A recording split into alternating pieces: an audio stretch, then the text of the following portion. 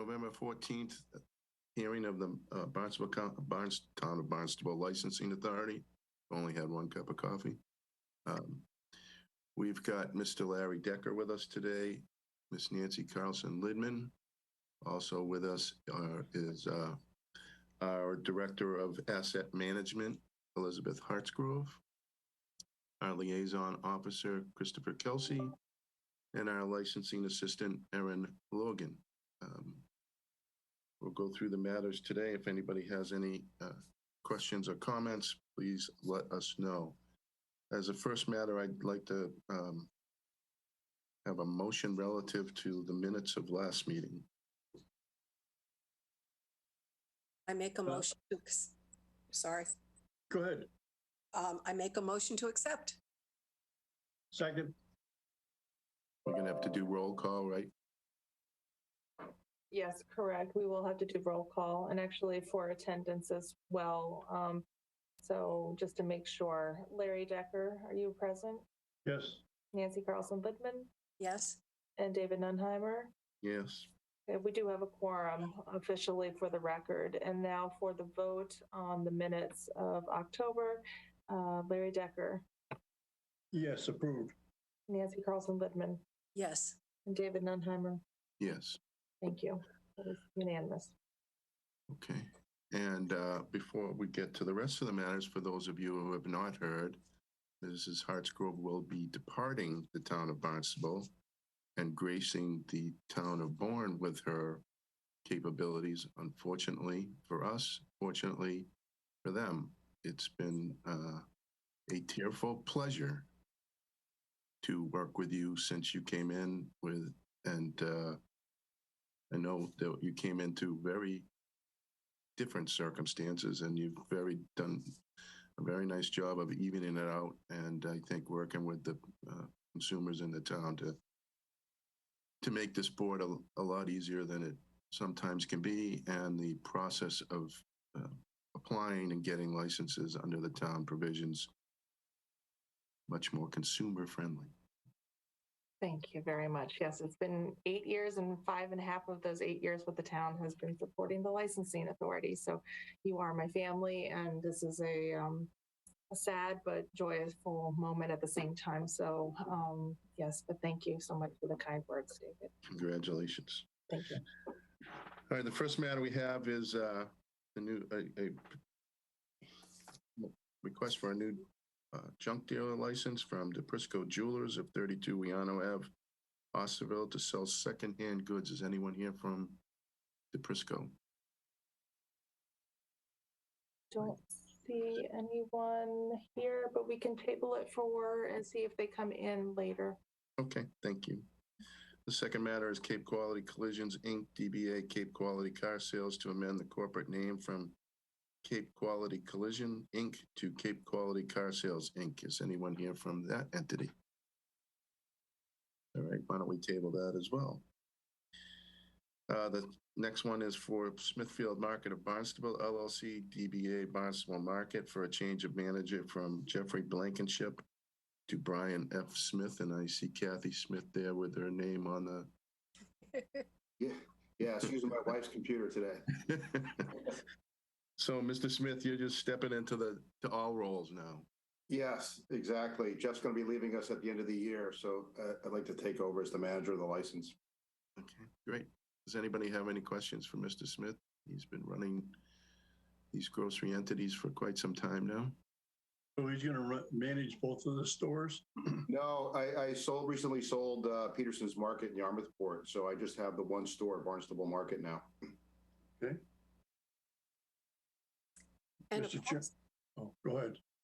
approximately how many square feet of liquor is there that you sell? It's probably about 1,200 square feet. It's just beer and wine. Okay. A lovely selection. Thank you. Mr. Chairman, with regard to the amendment for the package store wine and malt license of Smithfield Market of Barnstable LLC, DBA Barnstable Market, for a change of manager from Jeffrey Blankenship to Brian F. Smith, I make a motion to accept. I second. And we will do a roll call. Roll call, Larry Decker, Yes. Nancy Carlson Lippman, Yes, and David Nunheimer. Yes. That is unanimous. And Brian, we will, as you know, have to send that up to the ABCC for approval. Aaron will notify you once that has been approved at the state level. So thank Okay. you. Thank you.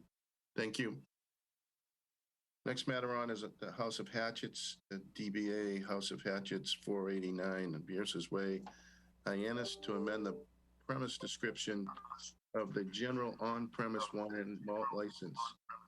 The new description is to read 4,500 square feet, 4 entrances and exits with 8 axe throwing lanes, 1 archery lane, all lanes to be separated by fencing, a concessions bar and office, 2 storage rooms, 3 ADA compliant bathrooms, and 2 utility closets. I see Mr. Harris here, so we're expanding, Mr. Harris. You're on mute. Yes, I am. Oh, that's great. Hatchet throwing has become the new pickleball on Cape Cod.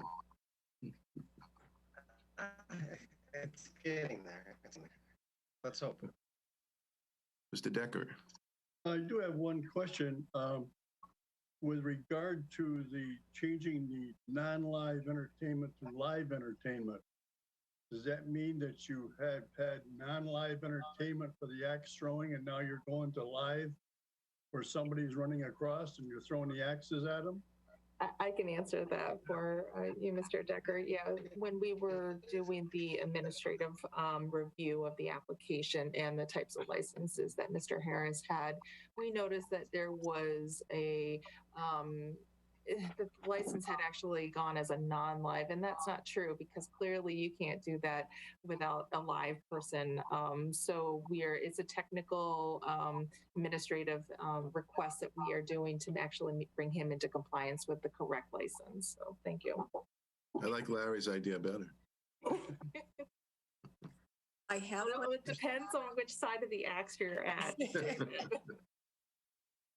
I have one question. All lanes to be separated by fencing. Could you describe the fencing, please? So as part of, I'm an affiliate of World Axe Throwing League. And in addition to insurance, you can't be anything. What happened? Slow down. We can still hear you. We can still hear you, Mr. Harris. Oh, you can still hear me? Okay. I saw the video stop. Yeah, so there's certain stipulations that my insurance and being an affiliate has to have as far as the width of the spacing in the fencing. So obviously things can't go flying through as a hatchet or a knife or anything like that. So we just looking to comply with whatever the Waddle stipulations and my insurance stipulates. Okay. It's chain link fencing? It is chain link, but it's rubber coated. There's like rubber over the chain link. I am still confused though with between live and non-live. As Aaron and I have had conversations about, I eventually would like to do some open mic entertainment. I play a little guitar, so I'm still confused about how the town separates us from other people, or at least that type of activity from other activities. Right. I can provide some clarification. It is just adding to the live entertainment. So it's the types of entertainment that are permitted. And we do have to just do a verification through zoning, because sometimes zoning, different parcels have different conditions placed on them of what's allowed, how many performers, if it can be amplified, if windows have to be closed. So those are conditions that are really teased out in the zoning if there is any requirements for special permits. If there aren't any requirements for special permits per Mass General Law for Chapter 140, we do have to, there are specific requirements for each types of categories of entertainment.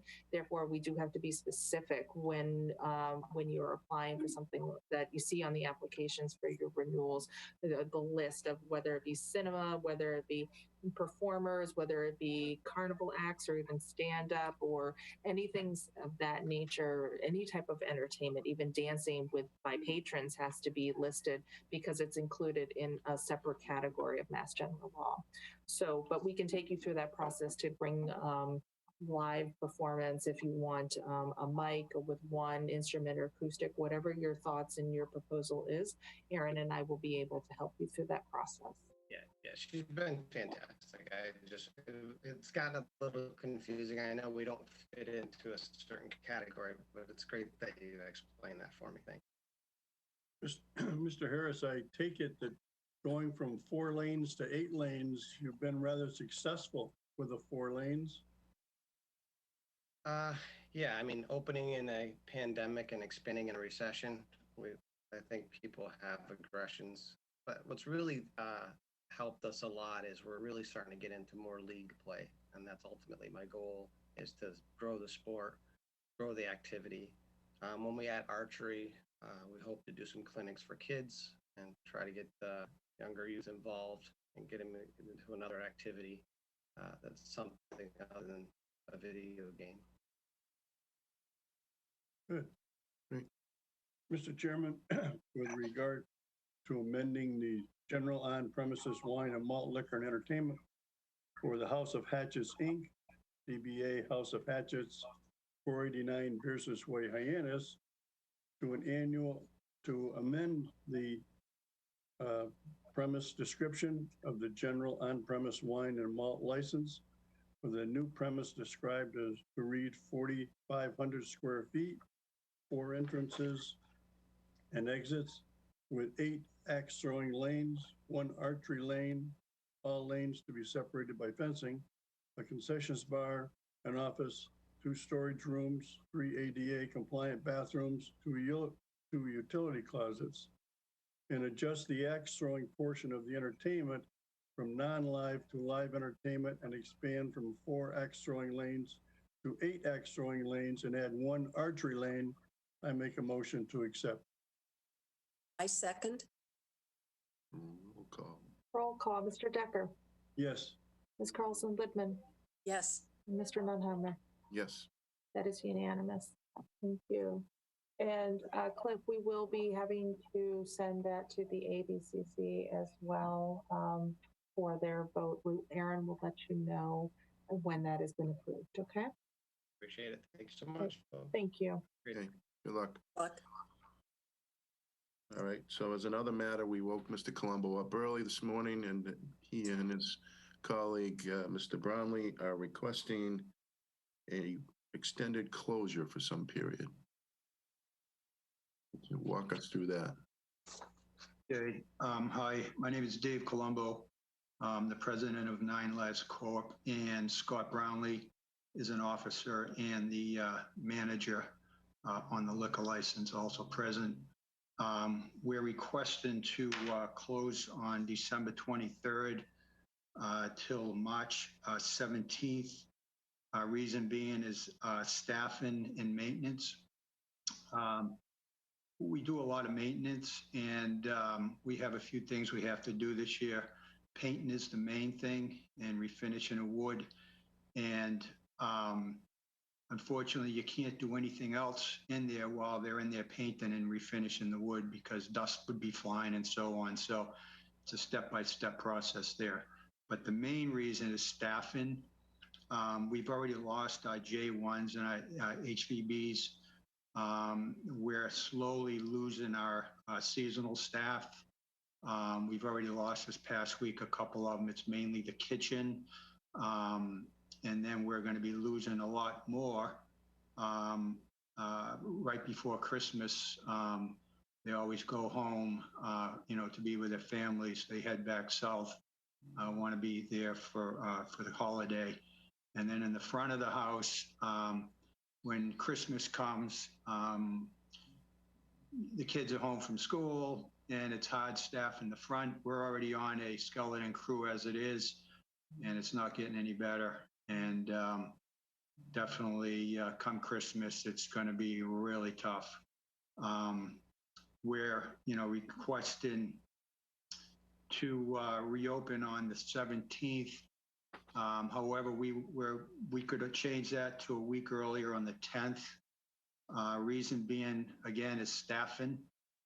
Someone had suggested maybe if we went to a seasonal license, but being is that we like to get a jump on the hiring because when we go to reopen, we're again very shorthanded, and it's helpful. We usually open sooner than April 1st because it helps us to staff better.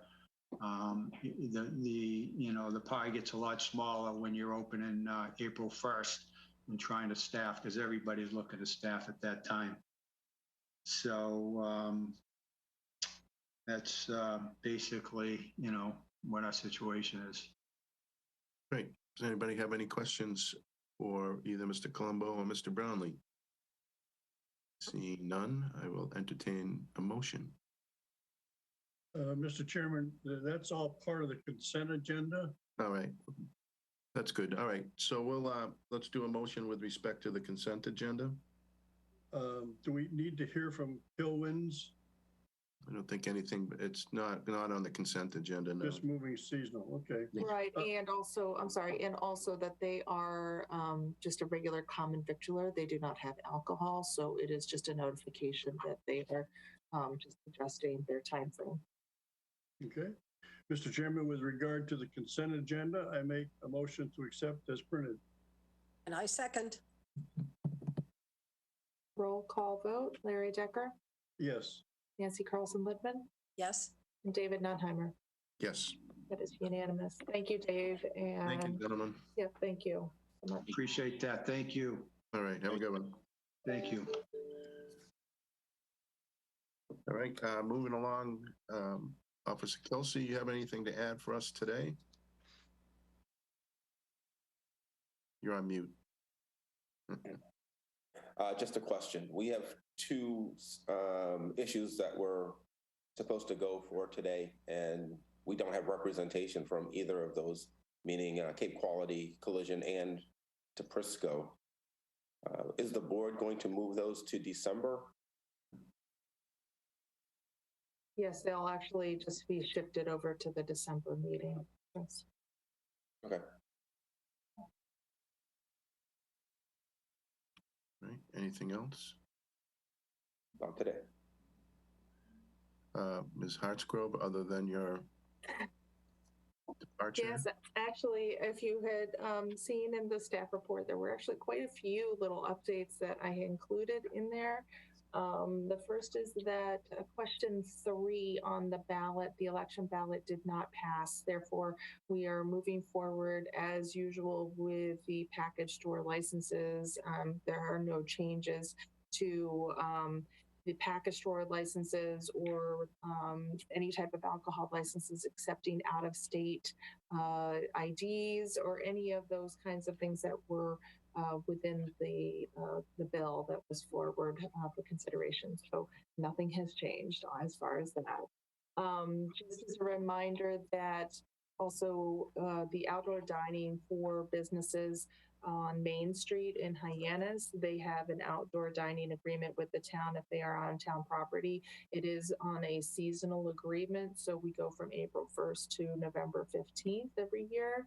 And then we do now have an option for a winter agreement from November 15th all the way to March 31st. We actually only have one business that takes us up on our offer, and that is Mr. Colombo on Main Street. So he has an outdoor dining agreement with the town, but this is just a reminder that if there are any businesses watching, that if you do have an outdoor dining agreement and you want to partake in an outdoor dining during the winter months, please contact the licensing staff and we will be able to assist you with extending that winter agreement.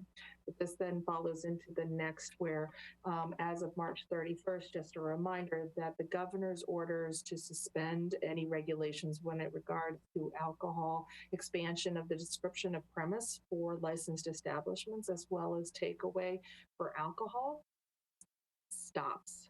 So anyone that has utilized this temporary expansion and has not updated and would like to continue, but has not updated their description of premise, they need to actually go through site plan review to make sure that all of the details have been ironed out and that they are allowed to do so. The health department, the grease traps, the sewer system, they all look at this, as well as zoning and building capacity, and if it expands into the parking regulations as well. That all is examined through site plan before it comes to licensing, and it would have to then go through an amend of a description of premise to go to the ABCC. So just reminding all businesses who have utilized that COVID temporary expansion that it stops March 31st, and that you need to go through the process if you have not already and would like to expand.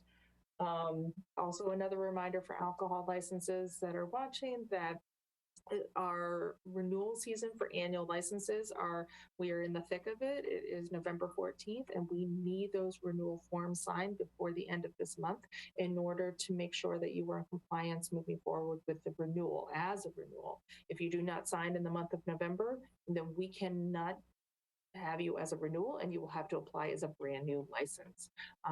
So we don't want that for you guys. So we're just making sure that that is in there, that you guys get those renewal forms signed and then uploaded into our wonderful online permitting system that Aaron and I have launched. And if you have any questions on that, you can also watch the video that we produced to help you through the process if there are any things. And then lastly, I know there's a lot this week. And lastly, we are holding, before I leave, Officer Kelsey and I are holding the annual auto dealer class 1 and class 2 compliance meeting. So that will be on November 29th via Zoom, and that is at 1 p.m. If you would like, I sent you the registration link. So just register, and I will then send you the Zoom link once registered. But we are asking all class 1 and class 2s to send anyone that represents their business to go through to visit and watch the presentation. And it will be recorded and then posted online so that the board, as well as Officer Kelsey, can use that as a training tool for future new businesses. And that is it. Ms. Harsgrove? Yeah. 2 questions. One is, do we know when the town is going to remove these Zoom meetings to go back to in-person? No, I do not know. The governor, I know, has allowed that to continue for the time being. So I don't know that they're following the governor's orders, that it is an allowed way to hold meetings.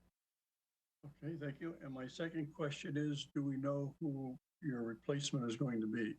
No, we do not. So There shall be no replacement. how can you replace this, Larry? Come on. No, I'm kidding. Aaron, you're it, Aaron. Yes.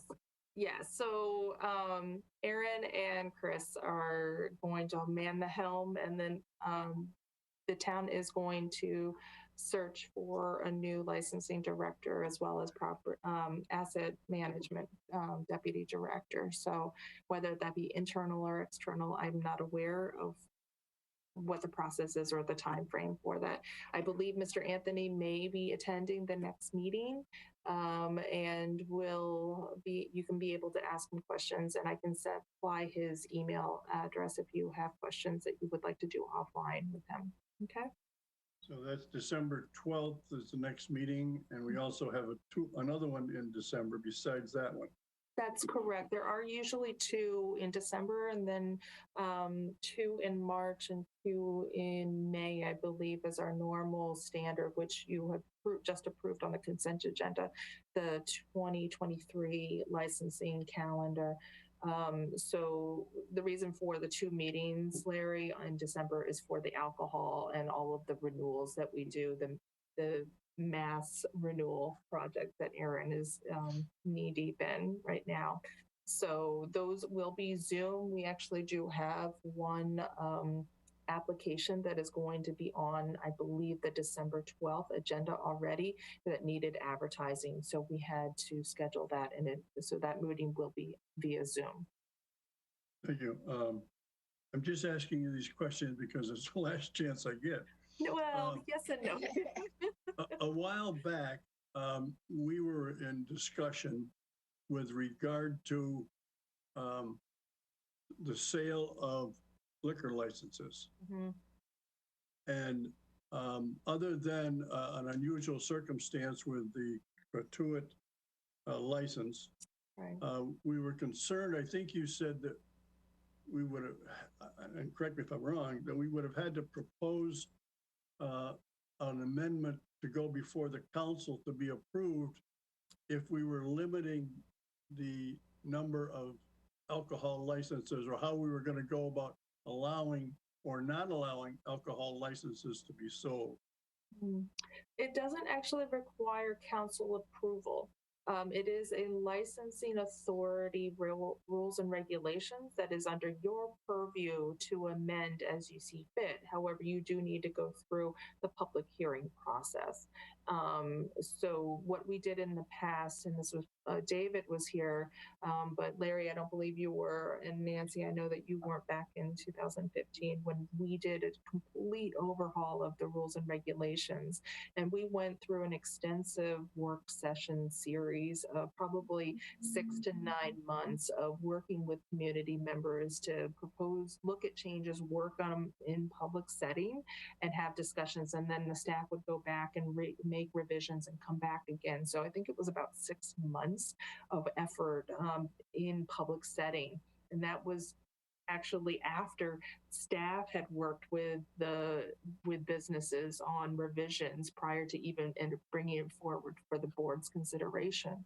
So that is the process of I recommend is that, especially with the package store liquor licenses, from my research that I have done with other communities and the glitches that they experienced after they did something that prevented or that they brought 2 applicants for 1 license forward. They didn't have any systems in place, any standards of how to actually go through the process of retaining the license or making it available for a suitable applicant to be granted this or awarded this license, if that is what the board chooses to do. So my recommendation, and I have all of the presentations and all of my research, and all of the memos are still in the files, electronic files, which Aaron and Chris and David Anthony have access to. So all of it's there still.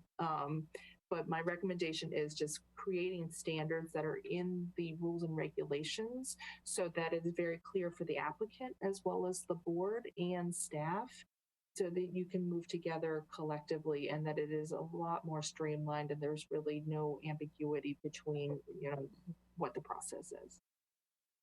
Okay, thank you very much for that update. But it is under your rule, it's under your authority to change those rules and come up with those standards. Okay. I just want to jump right back just real quick with respect to the outdoor dining issue. So even though an establishment has an agreement with the town, the fact that the governor is ending those situations, despite that agreement, you still have to now go back through the process. Only if that was expanded beyond. So we have some, for example, we have some establishments that have outdoor dining agreements, let's say for 20 seats, okay? And during COVID, they expanded it onto the further into the sidewalk, or they expanded it into the parking lot, and they took over several parking spaces to expand it to 40 seats. So they doubled their capacity to include outdoor dining, like to make it more available for people and patrons. That has allowed to be continued up until March 31st.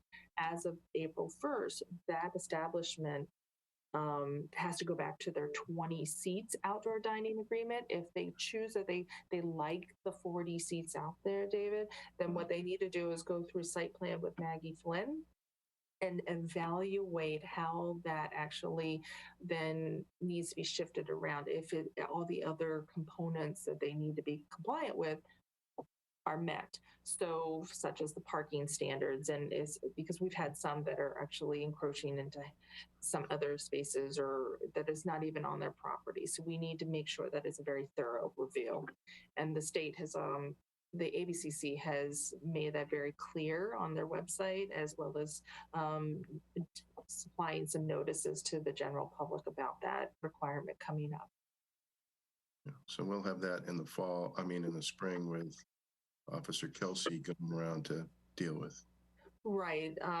Yeah. So him and some building officials or some engineering officials may go and evaluate the site if they haven't been brought in. But I believe there is one or two establishments that have already approached Mrs. Flynn and to see if they can have their new arrangements evaluated by staff.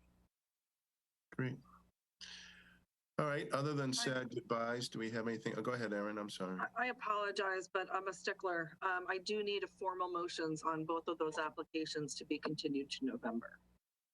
So I do need a vote and a motion on DePrisco and Cape Cod Quality. For December 12th, Erin? Please. Mr. Chairman, I make a motion to, with regard to the new junk dealer license application and the amendment for Class 2 auto dealer license application, that they be moved to the December 12th meeting. I second. Roll call vote. Larry Decker, Yes. Nancy Carlson-Lidman, Yes. and David Nunheimer. Yes. That is unanimous. Thank you, Erin, for keeping Thank us you, on Erin. board. All right, so there I go again. Other than sad goodbyes, where do we go from here? Make a motion to amend the meeting until December 12th. And I wish everybody a happy Thanksgiving. You too, have a good trip, Liz. Enjoy. Thank you. Bring Thank back you. lots of scotch. I will. For you, I will, David. I second, and it's been a great, great pleasure working with you. All the Certainly has. best. Thank you very much. And I will take a roll call for the adjournment. So Larry Decker, Yes. Nancy Carlson-Lidman, Yes. and David Nunheimer. Yes. Thank you, everyone. All